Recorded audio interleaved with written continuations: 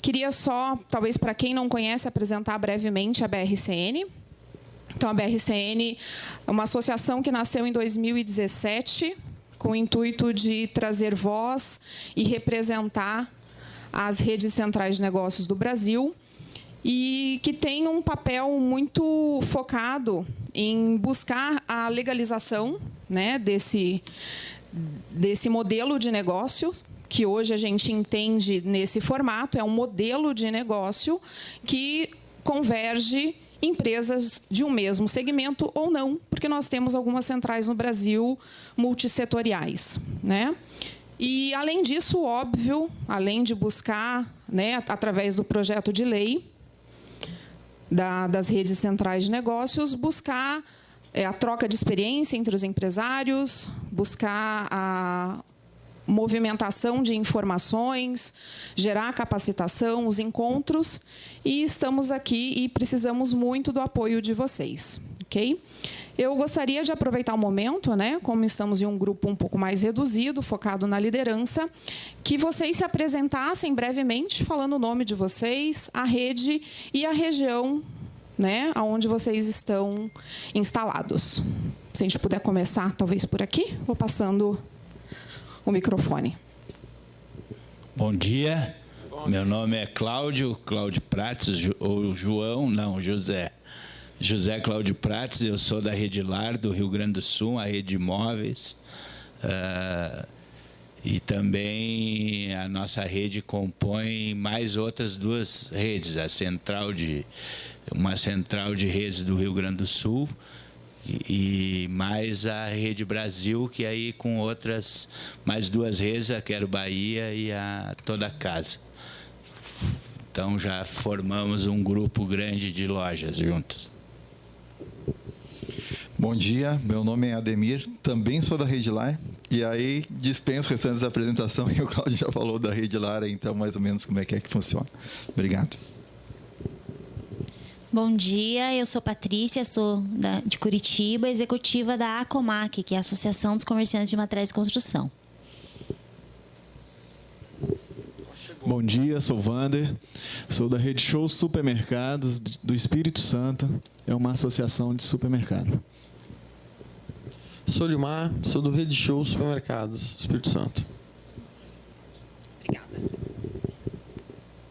Bom dia, desculpa atrapalhar. Sou Rafael Gipiela, presidente da Comac Curitiba, Grande Curitiba. Tenho uma loja de materiais de construção e também participo da Rede Uni.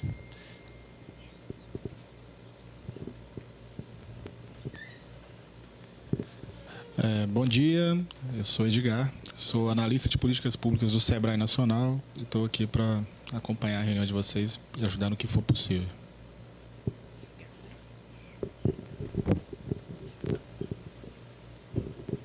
Bom dia, eu me chamo Marlos, sou executivo da Rede Quero Bahia e também da Rede Brasil. Bom dia, eu sou o João, sou presidente da Rede Casa Bem, lá de Porto Alegre, Grande Porto Alegre, e faço parte da diretoria da Rede Brasil também. Bom dia, eu sou Volney, participante da diretoria da Rede Casa Bem, lá da Grande Porto Alegre. Bom dia, sou o Felipe, sou do Sebrae Rio Grande do Sul, gestor de projetos de redes de cooperação. Bom dia, meu nome é Clarice, sou colega do Felipe, sou gestora de projetos do Estado do Rio Grande do Sul. Bom dia, o meu nome é André, sou da Rede Vis do Rio Grande do Sul. Bom dia a todos. João Berto, mais conhecido por Beto, trabalho na Rede Toque Lar. A Rede Toque Lar hoje está presente no Rio Grande do Sul, Paraná, Santa Catarina e Mato Grosso. Tem 120 lojas, está já há 19 anos no mercado. Bom dia, meu nome é Éder, eu sou o presidente atual da Rede Toque Lar. O Beto já falou nos estados que a gente participa. Também somos parceiro da Rede Sul e também da Rede Brasil, que nós junto com algumas outras redes. Cláudio Pacheco, rede da construção aqui de Goiás. E atualmente presidente da FEBRAMAT, uma federação de redes associativistas de materiais de construções, onde nós somos 21 redes, representando próximos 700 lojas. Maravilha, muito obrigada a todos. Eu gostaria de chamar o Enio, por gentileza. O Enio é do Sebrae, ele vai apresentar para vocês. Olá, pessoal, bom dia. Bom dia, Enio. Bem-vindo a Brasília aí. Bom, eu sou o Enio Queijada, né, Enio Queijada de Souza, aqui do Sebrae Nacional. Eu não sou, formalmente falando, o responsável pelo assunto centrais de negócio no Sebrae. Mas como eu já atuei na área de mercado do Sebrae e outras áreas, a gente acaba se apaixonando pelo assunto, pelo tema, e acaba ficando meio que por inércia. Existem coisas por inércia. Obviamente que do ponto de vista de negócios e da capacitação, não sei se os senhores sabem, o Sebrae tem uma autonomia estadual bastante grande, é uma federação. E a gente sabe que alguns estados atuam de forma mais agressiva, mais constante, mais frequente, outros nem tanto. Alguns, a diretoria do Sebrae estadual dá um apoio maior ao assunto ou não. Mas do ponto de vista federal, ou seja, nacional, a gente está no momento... o assunto está parado do ponto de vista de negócios e de capacitação. Do ponto de vista da política pública, e o Edgar está aqui, ele que vai ser a pessoa que vai acompanhar, também a gente depende muito da demanda, da mobilização dos empresários e da pressão, né? Tudo. A gente sabe que tem um projeto de lei que vai ser falado daqui a pouco, tudo que ele está meio... O parlamentar que apresentou ele não foi reeleito e, com isso, ele está meio órfão lá. Né? Assim como o assunto está meio órfão também no Sebrae Nacional, mas a gente nunca deixa... Sempre tem um padrinho, um padrasto, um tio, né, que toma conta da criança do ponto de vista assim. Esse é o meu objetivo aqui. Né? E por isso que a gente conseguiu esse local aqui para vocês. Estamos vizinho do CAD aqui. Daqui a pouco vai ter um ex-presidente, né, parece, do CAD aqui para falar um pouco e tudo mais. E a Kellen também vai dar... Mas eu quero só dizer a vocês que fiquem à vontade aqui, né? A gente tem esse microfone da frente, pode ser usado também, não precisa toda hora só pegar esse aí. Se quiser desligar ele também, a luzinha vermelha é que indica se ele está ou não ligado, né? Porque parece que está sendo filmado, né, Kelly? Parece que todo mundo tem que falar no microfone para estar sendo filmado, para o som ficar melhor. A gente tem isso. Ok? Bom, cadê a Kelly? Foi ali na salinha de apoio, lá veio. Ela não avisou aqui, mas nós temos aqui no quarto andar, só subir um vão de escada aqui, tem um restaurante aqui, um restaurante de comida simples, mas é aqui, do outro lado da rua ali tem também uma de picanha, né, para quando chegar na hora do almoço aí. Daqui para o aeroporto, quem tem que estar no aeroporto 6h30 da tarde, é bom sair daqui umas 5h30 no máximo, né, que o trânsito tem andado bom, mas é bom só ficar atento a isso. Tá? Então, Kelly, eu não vou acompanhar 100% da reunião, vou ter que dar uma saída para ir na Asa Sul, no outro Sebrae, mas volto aqui depois do almoço, né? E à tarde, e para acompanhar a parte do fechamento, tá bom? Muito obrigada, Enio. Bom, apresentações feitas, podemos dar início. Está aqui conosco o Lucas Ribeiro, da Reut, e ele vai falar um pouco para a gente sobre os riscos, vantagens e desvantagens do modelo Associação para Redes e Centrais de Negócios. Lucas. Obrigado. Bom dia, pessoal. Bom dia. Mais uma vez, uma satisfação estarmos juntos, não é? Para nós discutirmos esse tema tão importante, tão relevante, que são as centrais de negócio. E cada vez mais nós temos percebido que as empresas estão buscando um modelo de fazer a central de uma maneira mais lícita possível, mais bem estruturada e que garanta mais segurança em vários aspectos, não só no aspecto tributário, como a gente já falou muitas vezes, mas também no aspecto de relacionamento entre aqueles que compõem a central. Não é? Cada vez mais nós percebemos que o desafio das centrais é gerenciar gente, é gerenciar pessoas, né? E essas pessoas, tanto os empresários que fazem parte, quanto seus colaboradores, seus membros da diretoria, não é? Ter uma diretoria executiva, formatar essa central para que ela tenha autonomia e para que ela tenha capacidade de crescer e se desenvolver sozinha. Bom, e aí nós trazemos uma série de possibilidades, não é? Revisamos aqueles tópicos todos que a gente vem discutindo há bastante tempo, não é? Como são os objetivos dessas centrais. Então, potencializar ganho de escala com redução de custo, né? Nós sabemos que isso tem sido ponto de atenção e, lógico, aqui esse ganho de escala tem vindo de fontes diferentes, né? Nós estamos percebendo no mercado movimentações em subadquirência de cartões, com bastante possibilidade de geração de renda para a entidade. Né? Nós estamos percebendo outros movimentos que se referem, por exemplo, a você ter uma conta digital para os funcionários das empresas associadas, das empresas que fazem parte do negócio. Então, este ganho que está aqui, a gente vai desmembrar bastante ele hoje, vamos discutir, trazer as experiências de vocês também, porque são fontes de receita limpas, não é? E que podem gerar um ganho muito expressivo, dependendo do volume que essa central movimenta. Então, nós estamos bem atentos a esse tópico. Aumentar a especialização e foco, né? Lógico, isso aqui sempre é um dos tópicos que nos salta os olhos, porque quanto mais especializada é a entrega da central para as empresas que compõem, para as empresas que fazem parte, mais elas vão se desenvolver, melhor elas se desenvolvem, né? As compras e importações centralizadas, com um único CNPJ, um único centro de distribuição. A questão do CNPJ único e da compra centralizada, nós vamos discutir muito o aspecto em relação ao que nós temos hoje de crédito. Né? Como é que você concede o crédito hoje para o membro da central? Então, ele vai comprar, você compra, centraliza, coloca num estoque, mas e depois? Como é que a gente gerencia essa inadimplência, esse crédito que vai ser dado a esse membro que participa? Criar patrimônio da central como uma empresa de alto valor e de lucros. Né? Esse aqui é um dos pontos que eu bato bastante com o tema, né, de centrais, que é o patrimônio. Ou seja, na central, quando nós começamos a constituir algo, existe um patrimônio tangível e intangível, que ele é muito expressivo, né? Desde a marca, do intangível, que está sendo construída e que muitas vezes está em nome da associação civil sem fins lucrativos, em que não é de ninguém, né, esta marca, até os bens patrimoniais ativos, né, tangíveis, como caminhões, imóveis, etc. Né? Como é que a gente administra tudo isso? Como é que nós criamos aqui pontos de segurança para que nós tenhamos esse patrimônio protegido de uma eventual separação depois, ou enfim, o encerramento dessa associação? A parte de governança, né, e definições sucessórias na central, é muito comum nós percebemos, nós vemos a falta desta previsão. Isto não só numa central de negócios, mas na maior parte das empresas também é assim. Nós sabemos que as empresas, em geral, são empresas limitadas, o tipo societário delas é limitado, e o acordo, não há um acordo de cotistas, muitas vezes, e aquilo que se traz no contrato social não prevê regras sucessórias, não prevê as regras que nós teríamos no efeito morte, o que leva, muitas vezes, a uma briga entre os herdeiros, leva uma discussão entre os sócios, leva, muitas vezes, ali a esposa do sócio falecido que quer assumir a administração do negócio.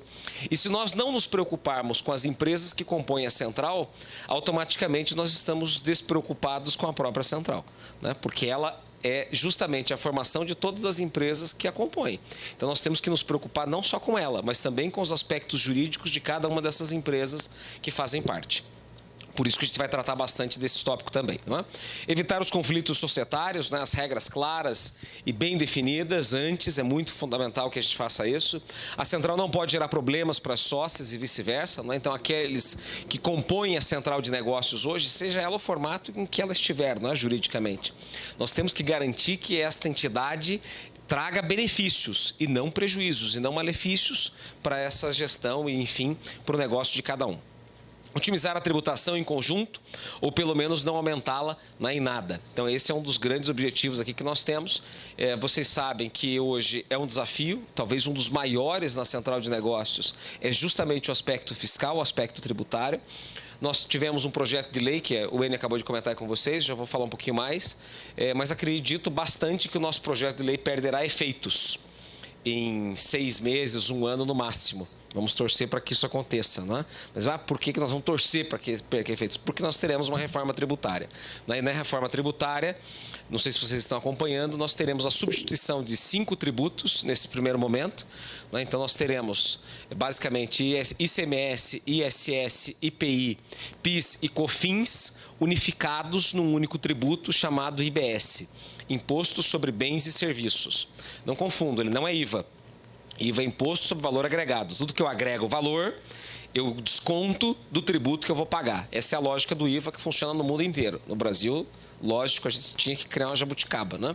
Então, tropicalizamos e será IBS, Imposto sobre Bens e Serviços. Então, você vai tomar créditos dos bens e serviços. E vai debitar, vai ter tributar sobre bens e serviços. Entendam que isso exclui a folha. Então, tudo que nós gastarmos com gente, com capital humano no processo, não entra nesse cálculo. Não vai fazer parte do crédito que nós teremos na composição para apuração dos nossos débitos. Então, atividades que exigem uma mão de obra muito especializada ou expressiva em volume, não é, quantitativamente, nós teremos problemas. Porque se o IBS não for baixa a sua alíquota, a tributação efetiva tende a subir bastante. Então, as atividades, principalmente de serviços, indústrias, vão sofrer muito com esse novo formato, até que ele esteja muito bem ajustado à realidade de todas as empresas. Tá? Enquanto isso, nós temos que imaginar que, para o processo de central, estaremos resolvidos. Porque se eu tenho crédito e débito, crédito e débito, crédito e débito de 5 tributos, eu não terei cumulatividade em nenhum momento. Ou seja, esses tributos eles não vão acumular no processo. Então, a central vai ficar um elemento neutro. Ela só vai retributar exatamente a diferença entre o valor de compra e o valor de venda. E se não houver diferença, ela não vai tributar nada. E essa circulação vai independer de estado, vai independer de município, vai independer de tipo de produto. Então, para os efeitos que nós precisamos numa central de negócios, numa rede, o IBS resolve e soluciona o nosso problema. Tudo bem? Não teremos mais diferencial de alíquota, não teremos mais substituição tributária neste formato que existe hoje. Vai haver substituição do IBS, chama monofásico, ele é monofásico nesse processo, o IBS. Então, ele é um imposto seletivo, que eles estão dando o nome, onde nós teremos lá, por exemplo, bebidas, medicamentos, combustíveis. Esses continuarão tributando na saída, na primeira saída deles. No início da cadeia produtiva, eles tributam pela cadeia toda, simplesmente para facilitar a fiscalização. Tudo bem? Mas o fato é que nós devemos avançar bastante nesse modelo. Nós tivemos aprovação agora na CCJ, semana passada, para quem acompanhou, do IBS, e ele deve avançar agora bastante, porque ele já foi discutido. Então, ainda que pareça que ele está em discussão, não está. Ele já tem toda a consolidação do modelo, da regra, da estrutura, da definição da gestão com os estados, com os municípios, a distribuição.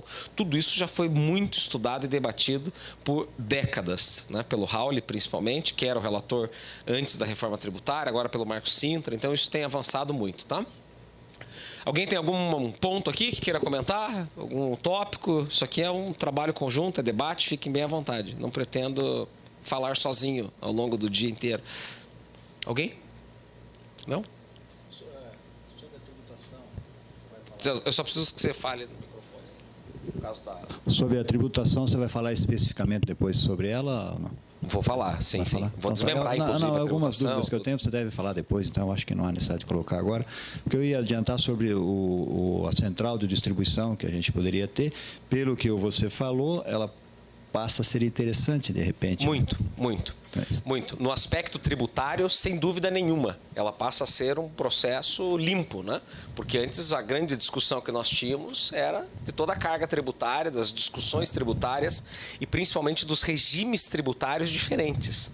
Porque quando a gente fala em simples nacional, em presumido, em lucro real hoje, nós temos uma modificação de carga tributária muito diferente, certo? Ela é muito distinta entre aqueles que fazem parte da central. Quando a gente tiver o IBS, a maior probabilidade é que a gente tenha isso unificado nos regimes tributários. Então, o regime tributário do simples, do presumido e do real, o que vai mudar é IR e CSLL, que inclusive deve unificar uma com a outra. Então, o imposto de renda muda. Este vai ser incentivado. O IBS, provavelmente, no simples, vai ter alíquota incentivada, vai ser menor a alíquota dele. Mas no presumido e no real não vai fazer mais nenhuma diferença entre o que nós temos de PIS, de COFINS, hoje, que faz diferença porque nós temos cumulativo e não cumulativo. Sabem disso, 365, só débito no presumido, ou 925, créditos e débitos no lucro real. Isso muda. Com o IBS vem todo mundo para a mesma estrutura, todo mundo é não cumulativo. Crédito, débito, crédito, débito, crédito, débito. E aí, lógico, um centro de distribuição faz todo sentido. E aí a gente entra em outras discussões, outros aspectos do centro de distribuição, logístico, de gestão, de investimento, de crédito que vai ser fornecido aos membros, de tratamento de inadimplência, os riscos societários, são os outros aspectos. Mas o tributário estará resolvido, do que nós temos hoje, ainda vou entrar também nas discussões até que a gente tenha reforma. Muito bem, então vamos lá. Ainda, o que é importante, a gente discutir? Dúvidas, né? Que nós temos que solucioná-las. E a gente sempre trata muito essas dúvidas com cuidado. Qual é o melhor formato jurídico, né? É uma associação, é uma SA de capital fechado. Entendam que, com a reforma tributária, o modelo que mais fará sentido que nós teremos é um modelo empresarial. Independente de ser SA, de ser limitada, de ser uma Eireli, de ser o que for, né? É um modelo societário empresarial. A associação, em muitos dos seus aspectos, ela permanece interessante. Eu já vou mostrar isso para vocês. Até onde o judiciário tem ido, soluções novas, jurisprudência nova, né? Decisões no judiciário em relação às associações. Vou dar um exemplo rápido aqui para vocês.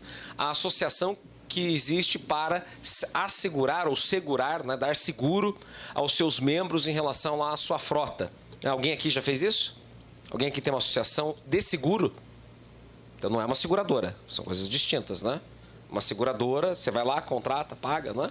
Existem associações onde nós temos, você tem lá 100 empresas participantes, 100 veículos, cada empresa tem um veículo. Ao invés de elas gastarem, sei lá, 100 mil, 200 mil por mês em seguro, elas colocam metade disso num fundo de uma associação civil sem fins lucrativos, com objetivo específico de assegurar o casco desses veículos, por exemplo. E à medida em que cada um desses sofreu um acidente, vai lá e resgata esse valor da associação, do fundo dela, e paga essa conta. Isto o judiciário e a própria esfera administrativa entende como uma atividade lícita, ok? Então a associação ela pode cumprir esse papel, o que reduz os custos absurdamente, né? Porque aí quem passa a assumir o risco são os próprios empresários e não mais uma seguradora. E não mais um risco comum, não é? Brasil, muitas vezes, ou daquela região, mas um risco controlado entre vocês. Então, com o histórico, vocês vão pegar lá os carros de vocês, caminhões, quanto vocês gastam de seguro em média no ano? Todo mundo aqui gasta mais ou menos juntos R$1 milhão. Vamos gastar 500 mil? Então, reduz pela metade todo mundo e coloca esses 500 mil num fundo. Esse fundo é capitalizado, lógico, diante de um cálculo de sinistralidade médio deste grupo também. Porque senão não adianta nada e aí o grupo se mataria nessa história. Mas o fato é, para este modelo, para este objetivo, o melhor cenário é o de uma associação civil sem fins lucrativos. Tá? E aí é importante a gente já falar que nós podemos combinar esses formatos. Não precisa ser um só. Aliás, não deve ser um só. Deve ser mais de um. Né? Ou seja, nós podemos ter 2, 3, 4, 5 CNPJs, 5 empresas que compõem uma central de negócios. É muito comum, né, as centrais acharem que elas têm que escolher um modelo único. Não, eu só posso ser uma coisa. Claro que não, né? Você pode ser várias coisas. Então, uma central ela pode ter uma SA de capital fechado, ela pode ter uma holding em lucro presumido, que cobra royalties, ela pode ter uma subsidiária integral, que é uma SA também que faz a distribuição, que é um centro logístico, que está em lucro real, por exemplo. Ela pode ter uma outra empresa que vai fazer o seguro, que é uma associação civil sem fins lucrativos. Ela pode ter uma outra negócio que vai fazer a subadquirência de cartões para gerar receita para o próprio negócio. E assim vai. Né? Ou seja, nós não podemos e não devemos nos restringir a um modelo apenas. Nós temos que expandir isto. Tá? O que acontece se um dos sócios estiver negativado? Então, isso aqui é uma pergunta muito recorrente. Nós temos visto cada vez mais também esse tópico gerando conflitos, né, como gerador de conflitos. Então, gostaria muito que vocês compartilhassem as experiências de vocês, né, onde vocês tiveram problemas com membros da central de vocês, sejam eles associados ou, enfim, sócios, né, dessa estrutura. O que aconteceu quando eles tiveram problemas no judiciário, ou tiveram problemas trabalhistas, ou tiveram problemas com o Serasa, né, ou com um fornecedor específico, com um banco específico. Tudo isso aqui a gente vai tratar. O que acontece se um dos sócios tiver bloqueio judicial, né, bloqueios judiciais? A central deve ser lucro presumido ou lucro real. Lembre-se, isso aqui é uma combinação, é uma estratégia tributária. Então, a gente não faz escolha de regime tributário uma vez na vida. A gente faz escolha de regime tributário no mínimo uma vez por ano. No mínimo uma vez por ano. Certo? Ah, mas dá para fazer 2 vezes no ano? Dá. Eu vou contar algumas estratégias para vocês onde isso é possível, tá? Normalmente, subir é possível e descer não. Ou seja, eu posso sair de presumido para real, mas não posso sair de real para presumido, tá? No meio do ano. Mas o importante é, sempre nós temos que fazer essa análise. E essa análise ela pode ser e deve ser feita por estruturas diferentes. Lembrando, então nós podemos ter uma empresa em real e uma empresa em presumido. Isso é absolutamente lícito. Desde que exista o que nós chamamos no direito de propósito negocial. Levem essa expressão para vocês, guardem isso, né? Escrevam, propósito negocial. Eu tenho que ter propósito naquilo que está sendo feito. A operação não pode ter uma finalidade exclusiva de gerar redução tributária, de gerar uma redução fiscal, mas ela tem que ter o principal objetivo comercial, negocial. Ela tem que fazer sentido dentro do negócio de vocês, dentro da empresa de vocês, tudo bem? Então, por exemplo, eu abri uma distribuidora em lucro real e abri uma outra distribuidora em lucro presumido. Opa, peraí, mas 2 distribuidoras por quê? Qual é o propósito de você ter 2 distribuidoras? Não, é porque uma eu tenho um conjunto de sócios e na outra eu tenho outro conjunto de sócios. Isso é um propósito negocial, porque eu não poderia unificá-las, concordam? Porque a estrutura societária é distinta. Não, eu tenho uma que está em Brasília, aqui no Distrito Federal, e tem outra que está lá em Porto Alegre. Opa, existe um propósito negocial, porque logisticamente elas estão separadas, né? E aí existe um propósito que faz sentido dentro da empresa. Agora, se eu simplesmente espelho as empresas, são os mesmos sócios, às vezes o mesmo endereço, às vezes a mesma estrutura, tudo igual, é o mesmo objetivo, porém em regimes tributários diferentes ou em estratégias tributárias diferentes. Esse nós vamos ter problema, porque aí ele vai ser considerado como uma fraude e aí nós vamos cair seguramente numa desconsideração deste modelo e aí sim teremos punições pesadas, tudo bem? E quando alguém quiser sair da central, né, isso aqui é um tópico muito relevante. Em geral, as associações têm já previsões de saída estruturadas, as próprias centrais, sejam elas no modelo de limitado, no modelo de SA, trazem a previsão de saída, mas isso tem se tornado e deve se tornar cada vez mais crítico à medida em que a gente tem mudança de gerações. Isso é muito importante que vocês se preocupem, que vocês olhem com carinho. Uma coisa é nós tratarmos as pessoas que iniciaram o negócio, as pessoas que estão no negócio, que fazem parte dele, as pessoas que estão em sintonia muitas vezes, que partilham dos mesmos objetivos e dos mesmos ideais. À medida em que a gente avança num processo sucessório e vem uma nova geração para a gestão, isso tende a mudar bastante. É só vocês verem pelos nossos filhos, que já são muito diferentes, né, do que nós vivíamos, do que nós vivemos. Né, eles trazem outros conceitos, eles trazem outros valores. Isso seguramente será motivo de conflitos. Seguramente, porque daí nós vamos mesclar gerações. Né, nós teremos uma parte da primeira e uma parte dessa segunda geração assumindo a central. E se nós não estivermos preocupados com isso agora, né, em 5, 10, 15, 20 anos, isso seguramente será motivo de caos. E aí nós podemos colocar em risco, seguramente, a central. Então, quanto antes nós iniciamos o processo de constituir, né, regras muito bem estabelecidas, de construir cultura muito bem fortalecida para que isso se sobressaia, não é? Esses fatores geracionais, melhor. Ainda, se a central precisar de aporte, não é, de dinheiro, as participações societárias poderão mudar. Quando a gente fala de uma SA de capital fechado ou de uma limitada, lógico que a gente pode prever e tratar todos esses elementos, né? Mas numa associação não dá. Né? Você vai aumentar o quê? O número de cotas dessa associação? Como é que se trata esse aumento? Depois ele vai participar do quê? Porque se não tem resultado, não vai distribuir lucro, não é? Que benefício que aumenta, que benefício que melhora quando eu ponho mais dinheiro? Ou então, não, eu não permito que se coloque mais dinheiro porque ela é uma associação. E aí eu travo o crescimento, impeço que ela faça novos negócios. Mas poderia, então, uma associação abrir uma empresa? Alguém sabe responder isso? A gente quer abrir uma loja própria em nome da associação. Alguém já pensou nisso? Sim ou não? A associação, sem fins lucrativos, tem lá os seus associados e ela decide abrir uma loja própria no modelo de limitada ou no modelo de SA, onde ela fará uma parte do aporte e alguns dos associados capitalizam com a diferença e passam a ser sócios em comum. Ou seja, eu tenho uma participação de 50%, 51% hipoteticamente da associação e mais 49% distribuído entre as pessoas físicas diversas, sejam elas associadas ou não, participantes ou não. Alguém já pensou nisso? Temos experiência, por exemplo, aqui na LAR em São Paulo, que juntou, mas aí não fez a associação inteira, porque eles são 100 associados, e aí juntou 30, 20 associaram e montaram uma loja modelo. Eles fizeram a primeira e depois chegaram a migrar em 4. Depois houve um rompimento de um grupo e saiu uma parte deles com uma das lojas. Mas há experiência. Mas não conseguimos avançar em outras redes esse sistema de, quem sabe, para nós que somos material construção, seria bom ter uma, como a Namaco tem uma loja modelo, quem sabe nós temos um home center com o nome da entidade que fortaleceria, quem sabe, a marca, mas não conseguimos avançar porque, queira ou não queira, nós vemos como talvez um concorrente nosso. Então, nós não avançamos porque é difícil formar capital, quem administra, mas há essa experiência lá do Grupo Quinalar, em São Paulo. Ô, Cláudio, só para complementar aí, vocês fizeram a associação sendo dona também ou não? Não, foram só as pessoas que estavam associadas que saíram, né? Por isso que eu falei para você, não fez associação por causa de quê?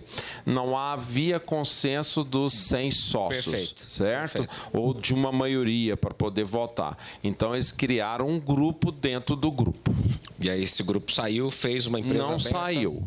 Manteve ali, mas eu digo, saiu... Ao contrário, a loja ficou pertencendo como sendo uma loja da entidade. Então, a Okinalar lá, ele tem a associação que chama Okinalar, e uma loja deles, a Okinalar Sakura, faz de conta. Então, a loja é Sakura, mas é porque nós, de redes de material de construção, boa parte, pelo menos da federação, todas elas é padronizada. Então, o nome da loja você tem junto com o nome da associação. Ótimo. Alguém mais? Alguma experiência parecida? Eu já tive essa ideia dentro da Toclar, mas não através da associação, e sim da empresa comercial. Certo. Como nós estamos em 4 estados, né, criar dentro do CNPJ da Central, que você compra e revende, no caso, para os associados, né? Também dentro ali criar uma loja em cada estado, para servir até de sede de aporte àqueles associados, ou até trabalhando na expansão, com alguns objetivos. Uma loja modelo, um local sede regional para aquele grupo de associados, e também uma geração de lucro para cobrir custos da associação. Certo. Hoje, por exemplo, se os associados fossem isentos de mensalidades, custos de marketing ou assessorias, só teria que ver como repassar esse valor da comercial para a associação. Mas, de alguma maneira, acho que teria condições de abonar essa participação pecuniária dos associados na rede, né, na associação, cobrindo com algumas situações da central. Aí é com o homem que entende as leis, né, doutor? Vamos lá. Olha só. Aqui, quando você tem associação, você tem aqui lá os associados, certo? Essa é a estrutura de vocês hoje. O que você está me dizendo é vocês queriam fazer uma estrutura separada, certo? Apartada. Já montaram. Que é uma empresa que é limitada ou é MSA? Limitada em lucro real. Ok. Limitada a lucro real.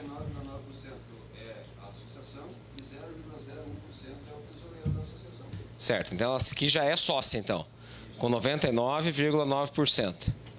E aí, aqui, para ser limitada, você colocou mais um, que é uma pessoa física. É isso? Perfeito.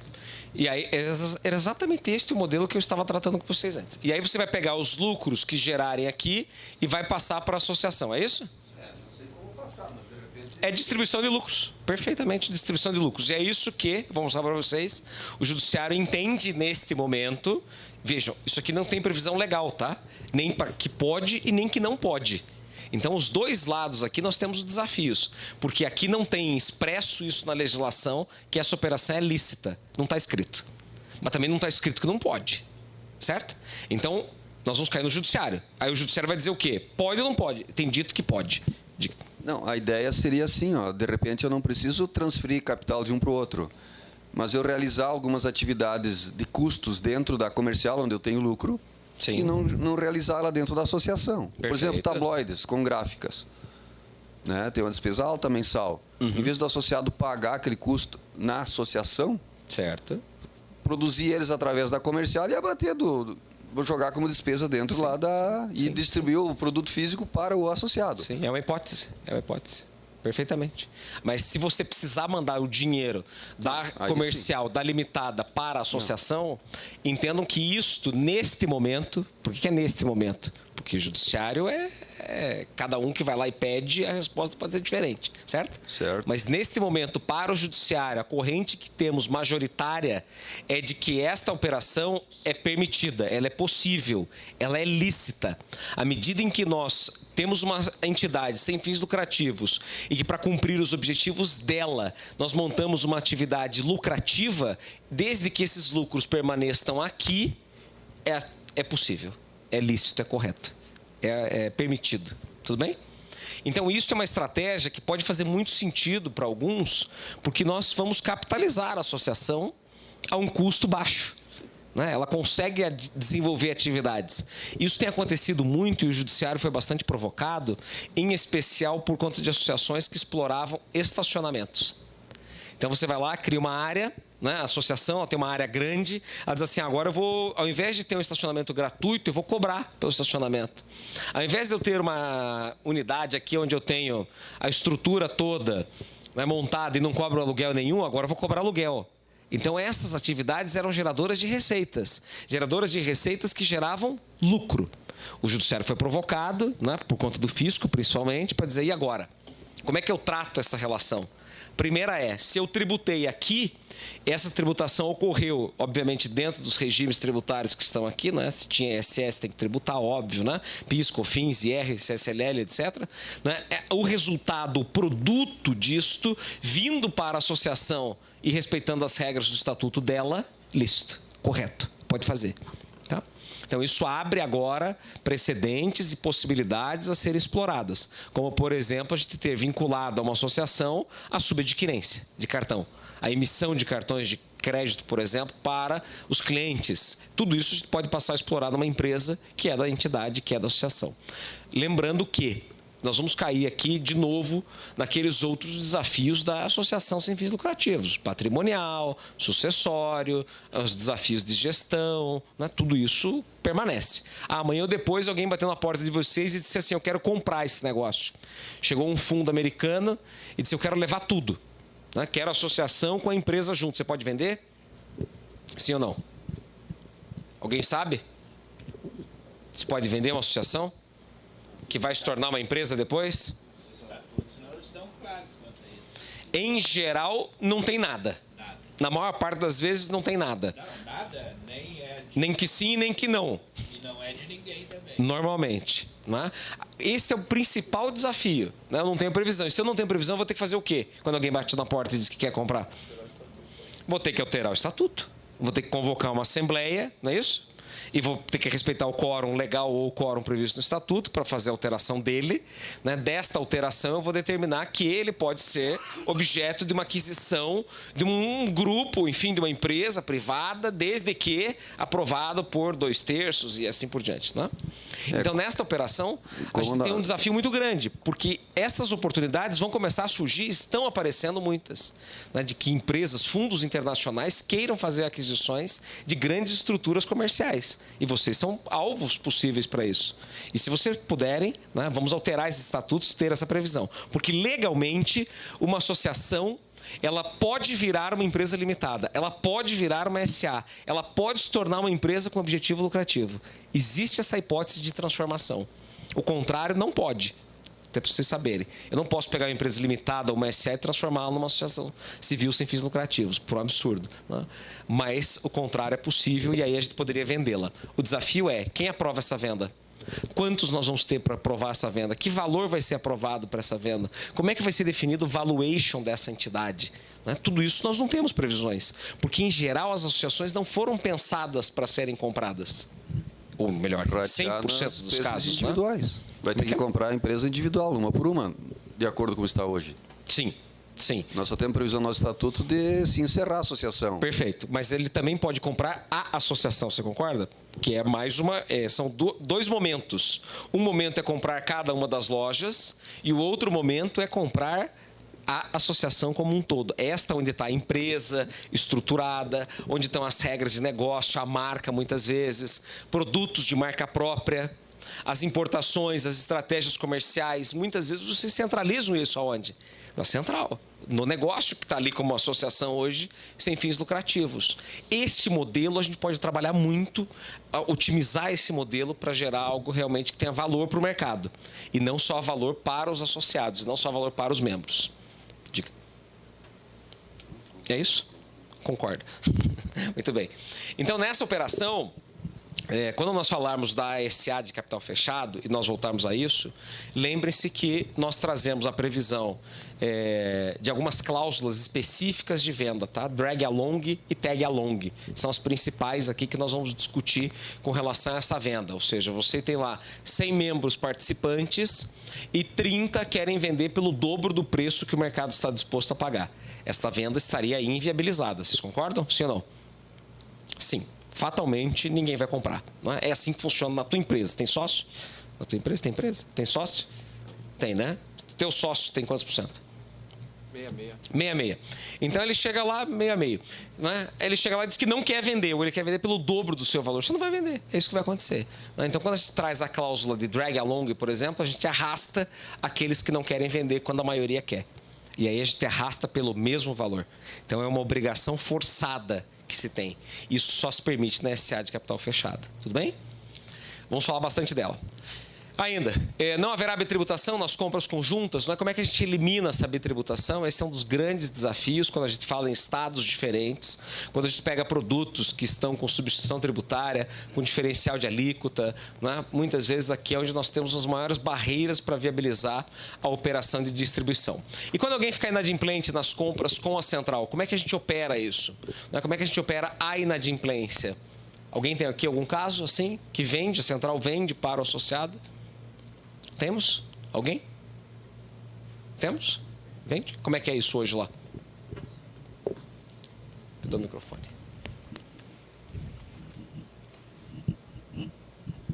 Lá no nosso caso, o associado, o máximo que ele pode estar atrasado, o máximo é de 3 meses, né? A posterior, ele está passivo à exclusão da associação. Está no estatuto já previsto. Ótimo. Teve caso já de exclusão? Oi? Já teve caso? Não, não por esse motivo. Tá. Aí ele tem 3 meses hoje de inadimplência em relação a tudo. A conosco, taxa dele, com a associação, ao valor, etc. Isso. Se ele ficar 3 meses sem pagar, ele está excluído. Mas assim, lógico que a gente não vai esperar dar os 3 meses. Vai se trabalhando, vai se negociando, atrasou 1 mês, claro. Vai trabalhando isso com ele. Mas sendo que o limite para exclusão seria isso aí. Ótimo. Muito bem. Das que tem na nossa associação, como nós somos 20 redes, algumas têm centrais de compras, né, o CD. Mas boa parte dos nossos, elas são atreladas a um limite de crédito sobre o capital investido. Então, ótimo. Você tem um limite até X. Então, o crédito é aquele. Quanto se gera também em cima sobre aquele patrimônio. Se aumenta 10%, 20%, é coisa aprovada entre eles, mas é sempre atrelado ao seu capital que você tem envolvido. Excelente. Claro. Tá funcionando? O microfone? Pronto. Oi? Pronto. No caso, temos também, né, um centro de distribuição no regime de atacado, né? Certo. Para atender os associados. E é uma empresa limitada? É somente para atender os associados. Tá. A gente não efetua venda para terceiros, né? Mas no caso de inadimplência, não é que a gente vai esperar 3 meses para ele ser bloqueado, não. Então, gerou a inadimplência, com 2 semanas, não pagou, ele também não compra mais.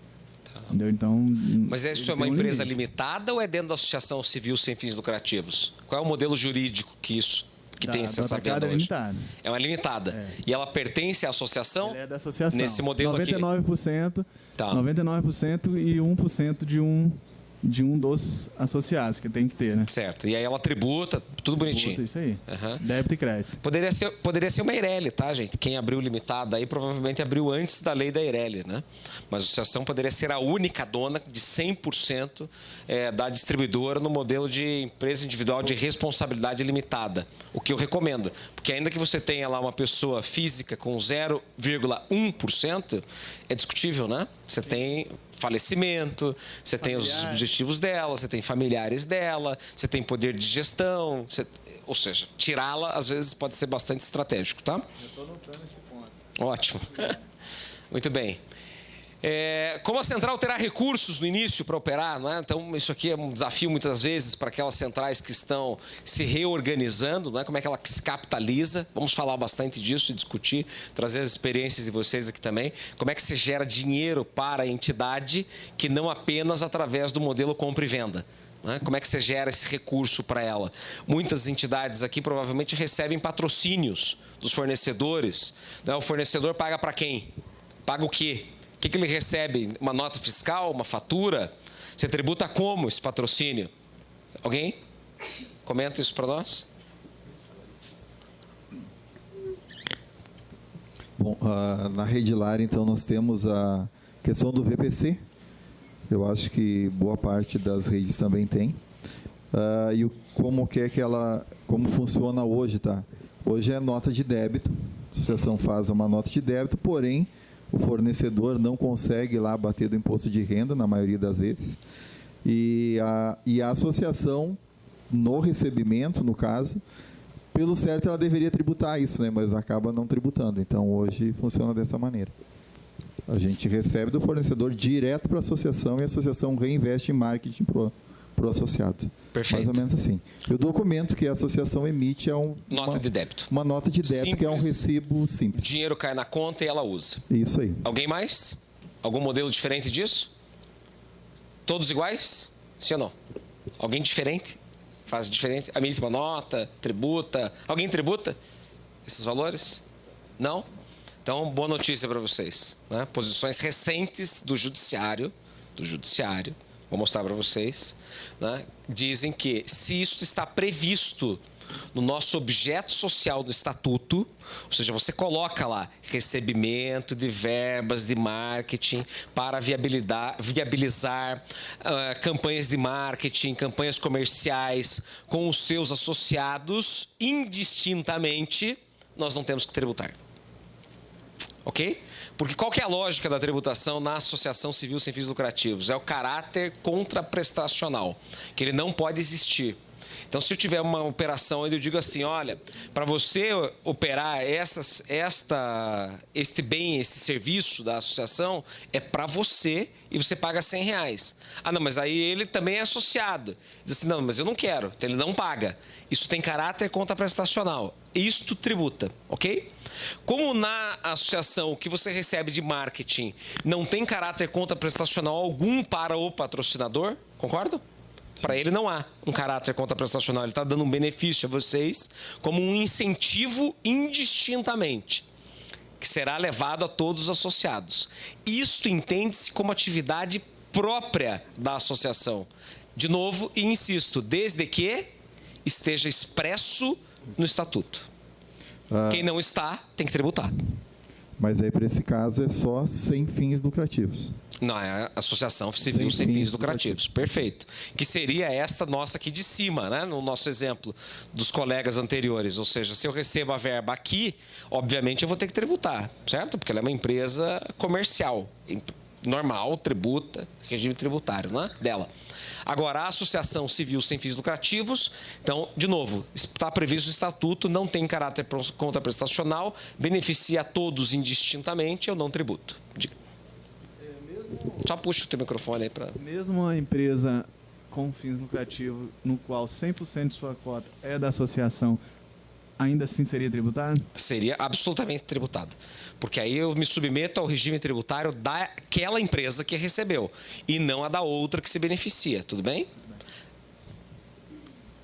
E da parte do fornecedor, como funciona? Ótima pergunta. Como é que o fornecedor recebe isso? Como é que ele paga isso lá para você, né? Vocês acabaram de falar aqui que ele está recebendo uma nota de débito, tudo bem?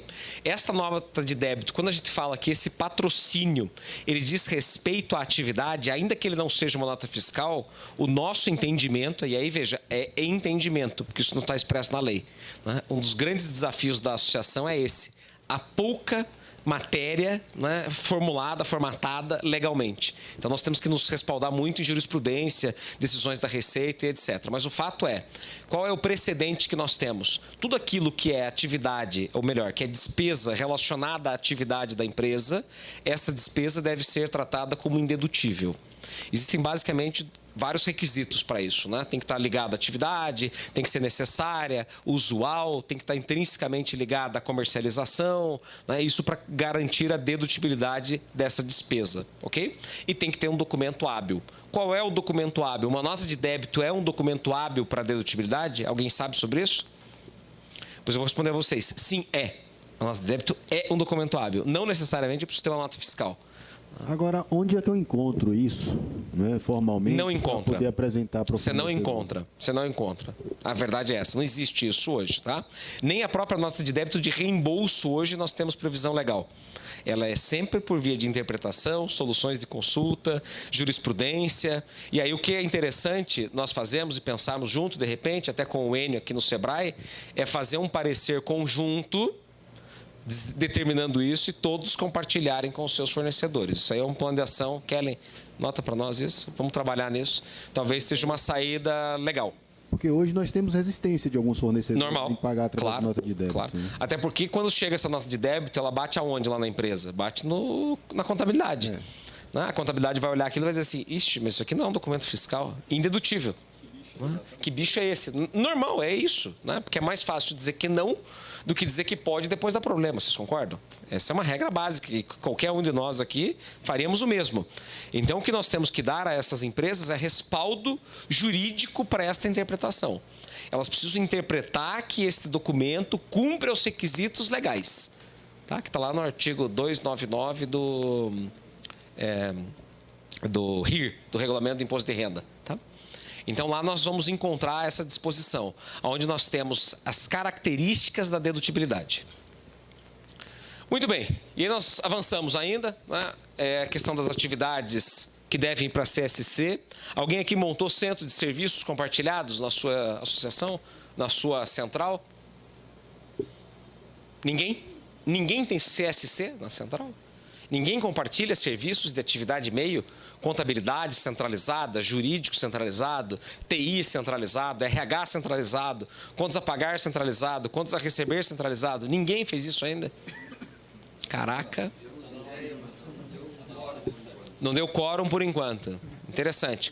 Fomentem isso cada vez mais, porque nós temos respaldo legal para se estruturar um CSC e fazer os seus pagamentos por via de rateio. Isso significa dizer o quê? Que nós podemos criar um critério baseado em receita, por exemplo, né? E a sua loja tem uma receita, está em quanto mais ou menos hoje? 100 milhões mês? Mais ou menos, né? Então, os 100 milhões mês dele, né? Diante do 1 bi da central inteira que ela fatura, quantos por cento ele vai contribuir? 10%. Então, ele vai pagar 10% da conta, que é um rateio. Então, esse rateio, ele simplesmente vai fazer uma nota de débito, que ele vai, o CSC vai passar para ele e ele vai pagar esses 10%. Tudo bem? Esta operação é lícita, ainda que nós estejamos nesta entidade aqui e não nesta. Vejam que interessante. Porque é rateio, não há ganho, não há aumento patrimonial. Então, ninguém está prestando um serviço com objetivo de geração de receita. Nós estamos partilhando dos mesmos serviços. Percebem como o conceito é diferente? O resultado é o mesmo, mas o conceito é completamente diferente, certo?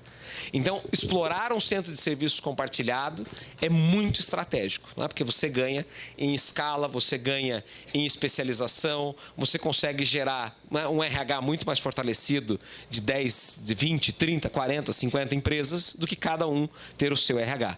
Não é? Eu acho que a gente já discutiu isso, eu acho que uma grande situação, por exemplo, vamos pegar em contadores, né? Eu acho que assim, se a nossa rede lá com 100 e poucas lojas, né? Cada um paga o seu contador. Sim. Tem um custo para isso.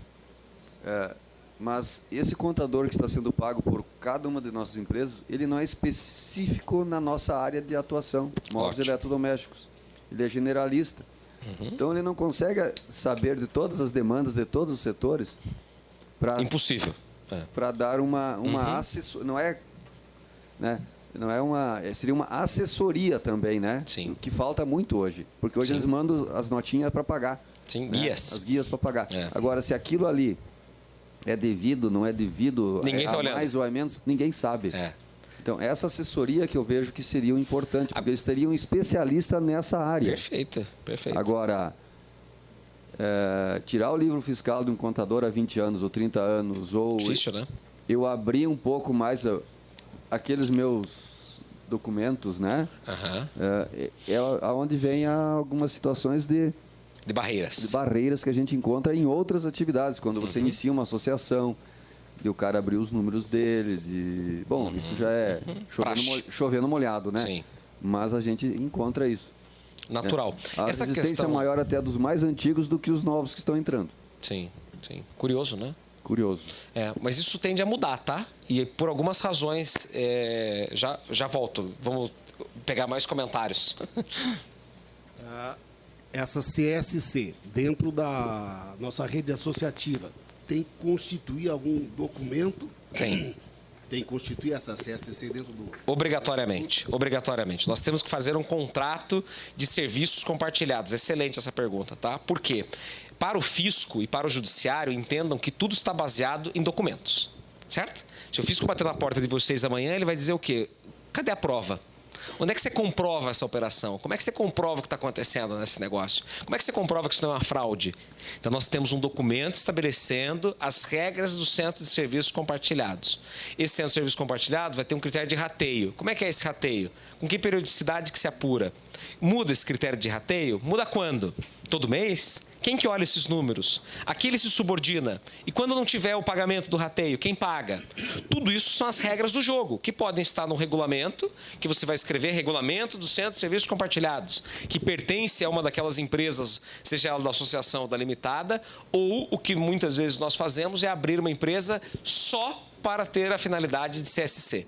Ou seja, eu abro uma empresa que no próprio contrato social dela eu digo que ela existe com um propósito específico. E aí ela passa a se tornar uma SPE de maneira formal, né? Não baseada na lei específica de SPE, a gente já fala sobre ela, tá? Mas ela tem um propósito, ela tem um objetivo, esclarecendo no próprio contrato social quais são as regras do jogo. Tudo bem? Isso é muito importante, porque senão a gente vai ter um risco imenso de ser caracterizado uma fraude essa operação. Doutor, eu acho que... Não chama de doutor, não. Todos nós temos isso dentro. Por exemplo, a maioria das redes acredita que tem uma agência de publicidade e de marketing. Perfeito. E não faz nesse modelo, faz dentro da associação. Isso, mas aí a associação, quem paga para a associação depois? É o associado. E aí ele paga, cada um paga a sua cota. Isso. Você concorda? Sim. Isto pode ser caracterizado com o que eu disse antes a vocês, que é o caráter contraprestacional. Ou seja, eu estou comprando da associação algo específico para mim. Eu teria tributação. Então, esse tem previsto em estatuto. Tem que estar previsto em estatuto como rateio. Isto. Não como compra. Isso. Esta é a diferença. Dentro dos objetivos do negócio. Mas cuidado com a palavra. A expressão é rateio. Não compra. Mas... reembolso. Eu vou reembolsar o que foi rateado. Lucas, nesse caso que o Beto comentou ali, isso é pago com a renda do VP. Então, automaticamente já há um rateio. Porque... Não, mas daí não tem problema. Se é pago com a verba já veio. O problema é quando cada um tem que pagar. Ir lá e recolher um boleto da associação. Eu vou recolher o boleto da associação. Vai faltar, você recolhe de 1.000... Em muitos casos vai faltar, que o associado paga. Isto. Diferença. Aí, nesta diferença... Tu não cobre todo o teu custo.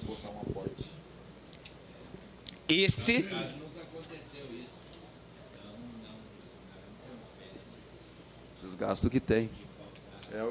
Sobra dinheiro, na verdade, para eles.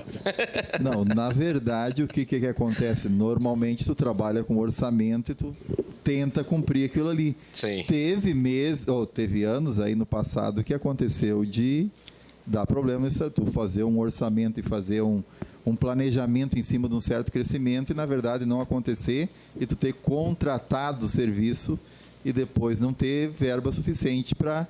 Mas aí, nesse caso, se usou o caixa da associação e no ano seguinte se tentou se cobrir aquele valor gastando menos para... Mas ninguém emitiu o boleto para o associado pagar a conta. Nesse caso, não. Vocês emitem? Sim. Então, este tem que estar previsto e escrito e sempre numa nota de débito lá que ele vai pagar ou no próprio boleto que houve um rateio, com base em critérios estabelecidos, etc. Esse seria a cautela necessária para que a gente não sofra uma punição numa eventual fiscalização de sermos tributados. Certo. Bem, só um pouquinho, só complementando aqui, Lucas. No caso da mensalidade, isso não tem nada a ver. A mensalidade é um negócio que é igual para todo mundo. A mensalidade é a que é mais indiscutível. Não tem tributação, não tem caráter prestacional. Sim. Ela é a mensalidade associativa. Ok. Então, esta está bem tranquila. Essa vocês não precisam se preocupar. Tá? O que nós vamos nos preocupar é tudo que foge da mensalidade. Compra, né? Eu tenho sacolinhas, né? Aí cada um pega um pouquinho de sacola. Aí, você pegou 100 sacolas, você paga por 100 sacolas. Ele pegou 10, ele paga por 10. Isso é caráter conta prestacional, puro, específico. Eu teria que tributar a sacolinha. Né? Aí, se eu trago isso para dentro de um CSC e digo que eu estou rateando, muda a operação. Diga. Nós temos essa situação na questão dos brindes, nos materiais de apoio, né? Sim.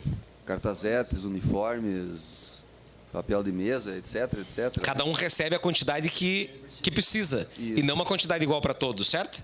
Sim, só que muitas vezes ele compensa de verbas que ele tem de VP. Mas se ele não tem essa verba no crédito dele lá, ele vai pagar separado. Ok. Ele vai comprar da associação na realidade. Ótimo. O que você acabou de falar, para o fisco, se ele te ouvir falando, ele vai dizer assim, tem que tributar. Ele comprou, você vendeu para ele. Tá.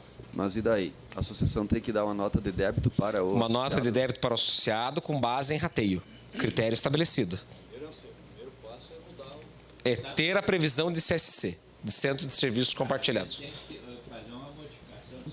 Imagina.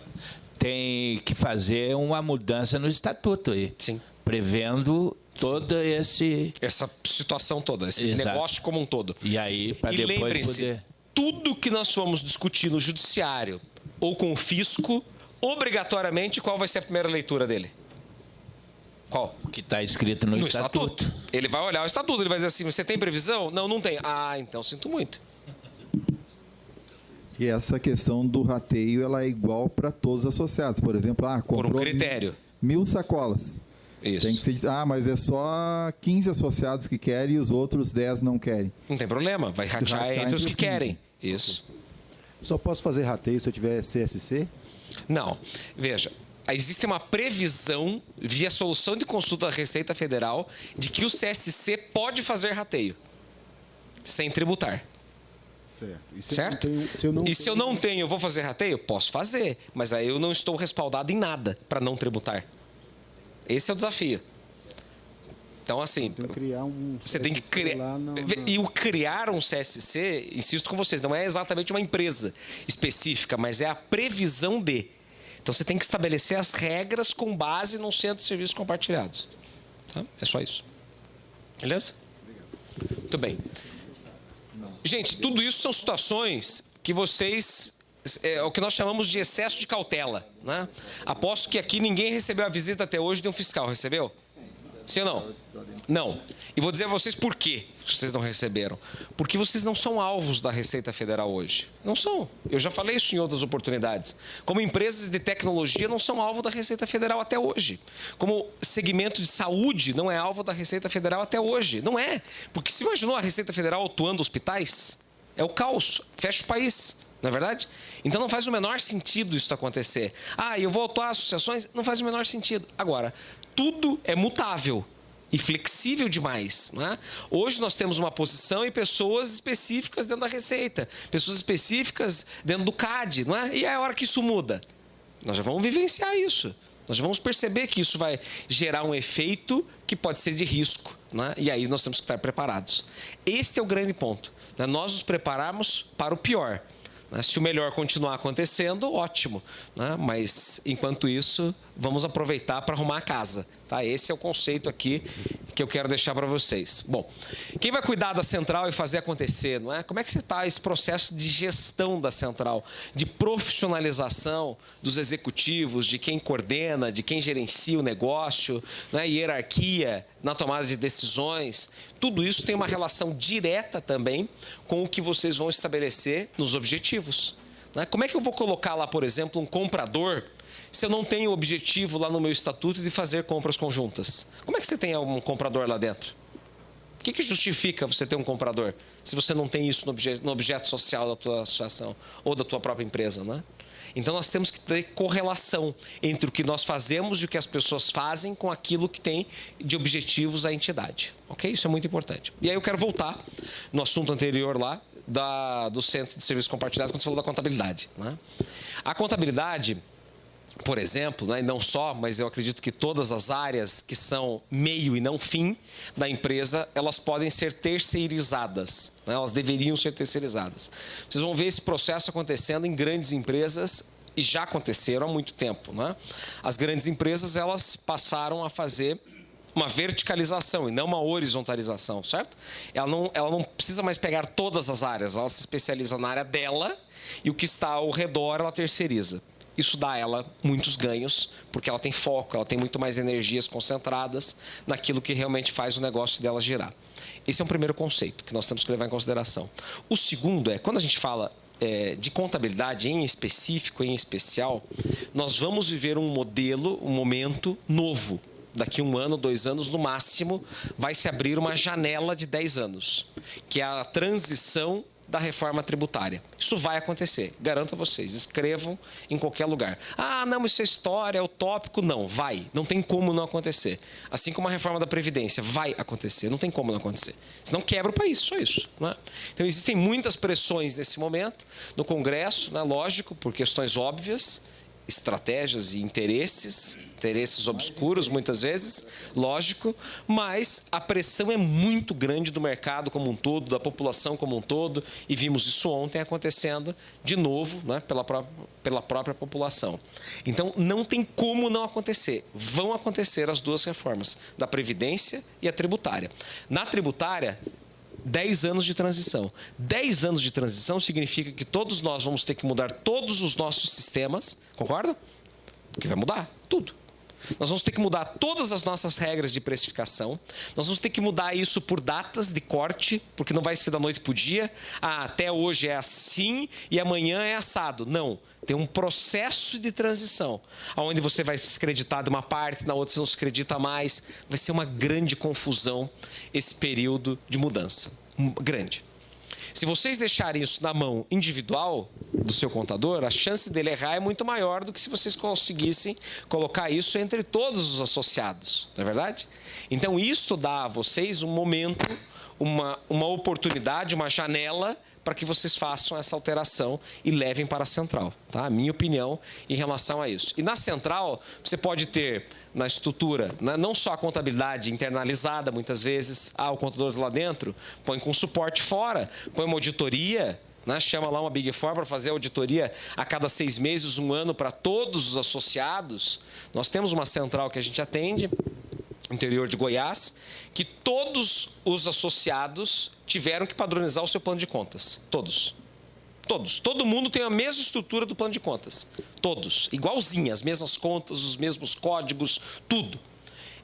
Essas operações, a contabilidade deles é fechada todos os meses, eles enviam para uma mesma empresa de auditoria, a empresa de auditoria audita todas as empresas e consolida os números.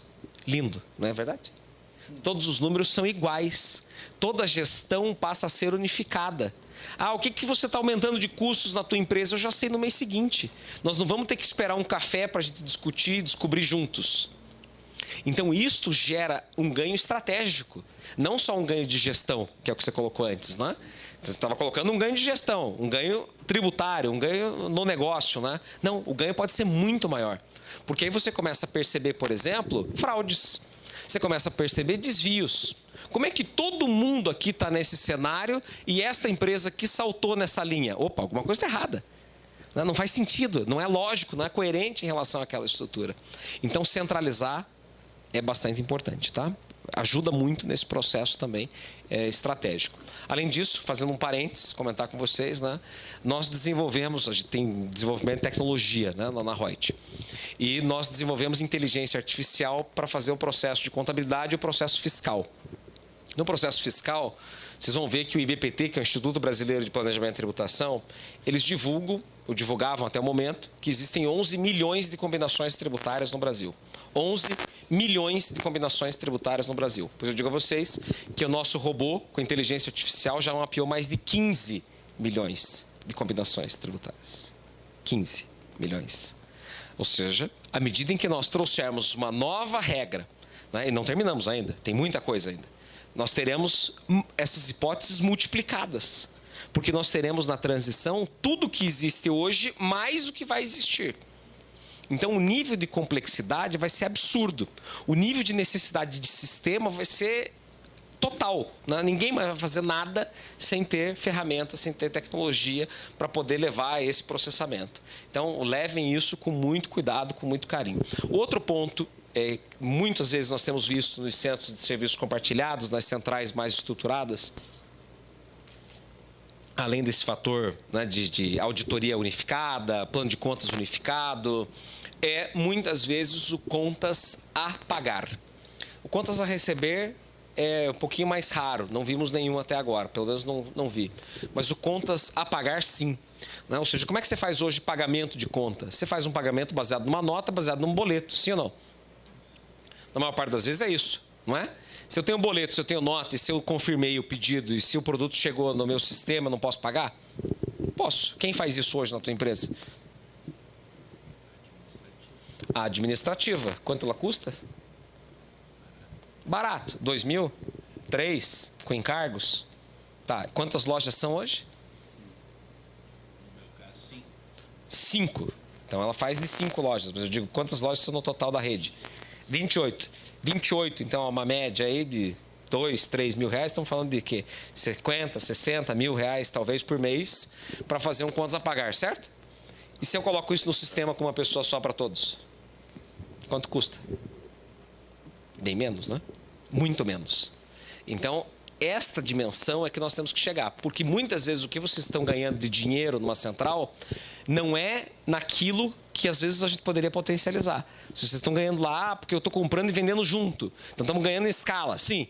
Mas nesses detalhes, no seguro, na adquirência, no contas a pagar, no contas a receber, na emissão de boleto, no banco único. Por que cada um tem um banco? Ao invés de todos irem para o mesmo banco e negociar, né, uma taxa menor, uma condição melhor. Né? Todo mundo está fazendo folha, todo mundo está fazendo contabilidade, todo mundo tem jurídico, todo mundo tem RH, todo mundo tem TI. Né? Quando eu levo tudo isso para o bolo, gente, o volume de dinheiro que existe nisso, às vezes é muito maior do que o que vocês estão ganhando hoje. Muito maior. Né? Nós tivemos casos já de centrais, onde o volume de 4, 5 itens geravam 700 mil reais por mês para a central. Ouviram bem isso? 700 mil reais por mês para a central. Lucro, sem custo nenhum. Lucro, 700 pau por mês no negócio. E aí você está olhando para muitas outras coisas, enquanto a central poderia ser uma grande fonte de receita, de lucratividade, de operação, para potencializar muito ganho. Ok? Então pensem, reflitam bastante sobre isso. E está lá, né, o ganho de escala comum, então a redução no custo da mercadoria vendida é o lógico, né, o número 1 que vocês olham, com certeza, é o primeiro da lista. A redução da folha em atividades da área meio, que foi o que eu acabei de falar para vocês, né? Exatamente isso. Você tem uma pessoa, ele tem uma pessoa, ele tem uma pessoa, ele tem uma pessoa, vamos colocar uma pessoa só para tudo. É muito mais barato, é muito mais estratégico, não é? Alocação de veículos e equipamentos com redução. Então, muitas vezes isso aqui você consegue potencializar absurdamente. Vamos lá fazer um convênio com a Localiza. Todo mundo vai para a Localiza e ninguém mais usa as outras companhias, né? A passagem aérea. Será que não dá para fechar um convênio com a TAM, ao invés de usar a Gol ou Azul, e assim por diante, né? E aí você tem lá uma condição melhor. Redução do custo de combustíveis e lubrificantes, clássico, né? Muitas centrais se beneficiam disso, estabelecendo convênios também, parcerias, né? Vou me conveniar com a Ipiranga, vou me conveniar com outras instituições, né? troca de salários por benefícios. Então, muitas vezes o que você tem hoje na tua empresa, você não consegue mudar, certo? Você está pagando lá um salário alto, às vezes, para a pessoa que está há bastante tempo, quando você poderia desligá-la na central. Ao invés de pagar um salário alto, a gente traz essa pessoa ganhando menos, mas trocando isso por um benefício que não gera tributação, que não gera encargos. Né? Vamos dar vale-refeição maior, vamos dar um vale-mercado maior, vamos colocar situações aqui nessa composição que gerem para a central e para todos os que fazem parte dela uma redução de custo. Redução no custo de refeições, né? Parcerias com a Ticket, por exemplo, muito comum. Nós temos visto bastante central fazendo parceria não com a Ticket, mas com a Alelo. Né? Quem aqui usa Alelo? Ninguém?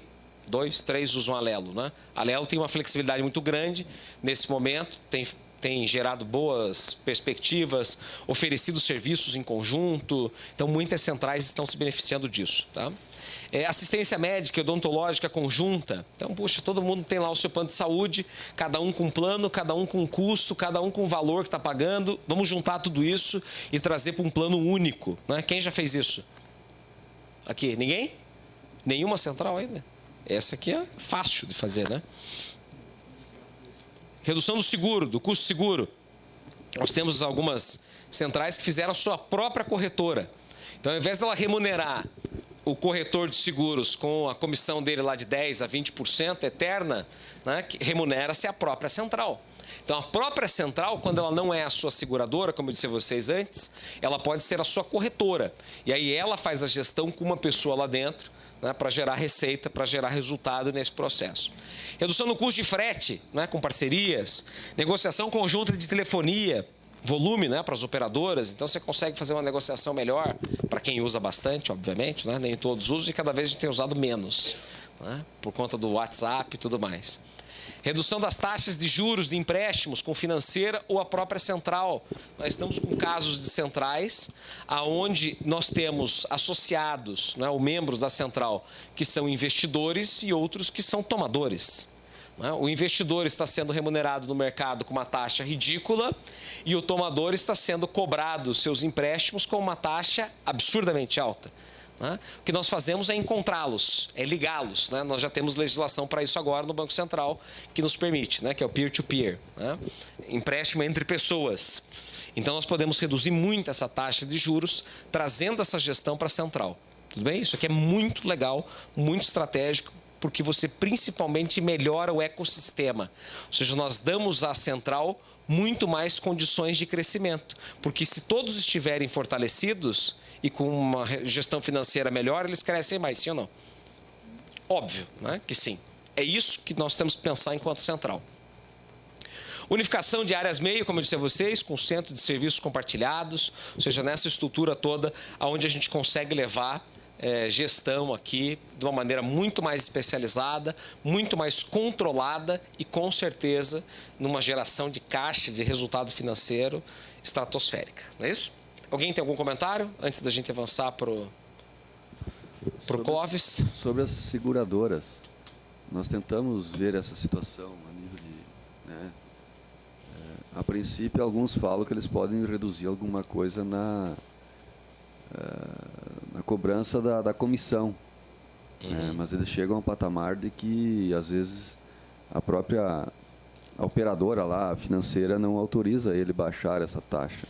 Você está falando do seguro, né? Isso. O seguro ele tem um mínimo de 10%, o corretor não pode fazer menos do que 10%. Mas já tivemos umas respostas agora aí de outras tentativas que a gente fez para a nossa rede lá, vamos dizer assim, em contatos, e tentar fazer para alguns, não vai conseguir atingir todos, porque muitos não vão querer largar do seu, deixar o seu para pegar outro. Sim. Mas a gente teve uma resposta um tanto negativa contra. Não sei se tem alguém que tem um exemplo de que conseguiu fazer essa parceria. Mas aqui você está falando de parceria, eu estou falando de vocês terem a sua própria corretora. Então, vocês abrem uma corretora de vocês, fazem lá o processo todo do... Como chama? Fugiu o nome agora. Não. O que o corretor de seguro precisa ter, como é que chama? SUSEP. Obrigado. Faz a SUSEP de uma pessoa, você contrata uma pessoa com SUSEP, por exemplo, paga um salário para ela, você se vincula a tua corretora da Central, a Central tem tem na sua atividade lá, corretagem de seguros. Ela vai lá nas seguradoras, na Porto, na Itaú, etc., se filia, faz o processo dela lá de credenciamento, com isso ela vai vender os seguros para vocês. Vocês vão ser comissionados.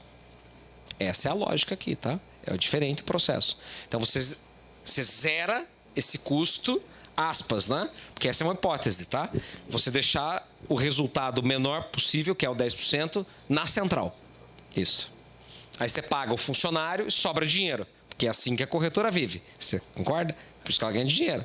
A diferença é que esse dinheiro hoje está ficando para o intermediário. E este é o principal conceito que nós temos que trazer para as centrais. É eliminar intermediários. É isso que está acontecendo em vários mercados. Quando nós fazemos essa eliminação desses intermediários, a tendência é nós temos uma redução de custo muito expressiva ou uma geração de resultado na central que faça sentido para ela gerar outros negócios, outras oportunidades. Não ainda, além da parceria ali de fazer fazer a parte do corretor, tem aquela questão que tu comentaste logo lá no início de tu pegar e tu mesmo montar um fundo para... Eu acho que esse aí seria a melhor solução de tu montar alguma coisa nesse sentido, que aí sim tu conseguiria trazer os associados e na forma de até de rateio lá, sei lá como é que poderia se tratar isso, para ao invés de tu tentar buscar parceiro, porque para isso, cara, é difícil o cara se desvincular lá do cara que é o corretor, é muito complicado. Como é difícil ele se desvincular do contador, como é difícil exatamente. Ele se desvincular do advogado, como é difícil ele se desvincular do médico que ele frequenta. É assim a vida, né? São pessoas. O que nós precisamos é criar mecanismos onde exista melhoria com redução de custo. Essa é a equação. O principal é sentir no bolso, né? Se tu faz, sente no bolso,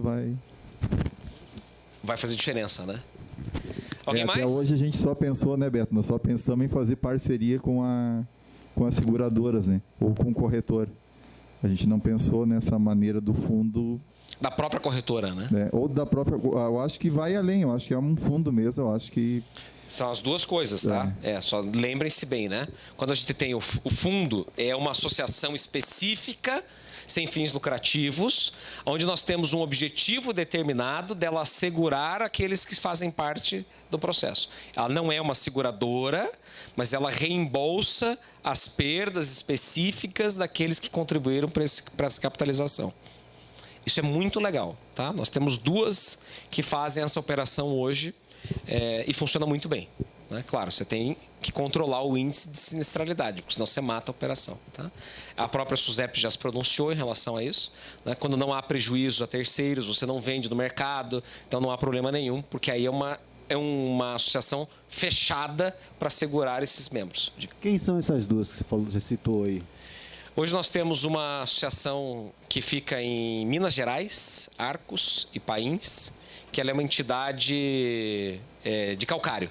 Né? Então, eles fizeram uma associação sem fins lucrativos com esse objetivo. Eles têm vários caminhões, eles fazem o transporte do calcário e, com isso, eles conseguiram gerar um ganho bem expressivo. E a outra é uma de mineração também, porém de areia, que fica em Curitiba, né? Que é a Amas. Lá eles têm também a mesma operação. Fizeram um fundo, capitalizaram, montaram as regras da associação e, a partir disso, conseguem gerar ganhos desse seguro. Tá? Depois a Kelly pode até passar os contatos para vocês conversarem, saberem mais, entenderem a estruturação. Né? Ok? Mas, nesse caso, ainda a melhor maneira para começar seria a corretagem, para depois avançar para um fundo, que nem o Ademir falou. Aí é arriscado investir, botar dinheiro num fundo para administrar a sinistralidade, que é complicado, né? Sim, é isso. Até porque sinistralidade é o seguinte, né? É lei de Murphy. Você vem com a sinistralidade baixa, a hora que você sai das seguradoras e monta o seu fundo, pode ser que a sinistralidade aumente. Isso é incontrolável. Né? É estatístico, mas falha. E aí você vai ter conta para pagar e vai ter que distribuir entre todos. Tá? Ok? Legal? Bom, vamos avançar. Fazer um break? Então tá bom. Então vamos fazer um break de 5 minutos. Vocês irem no banheiro, comerem mais alguma coisinha.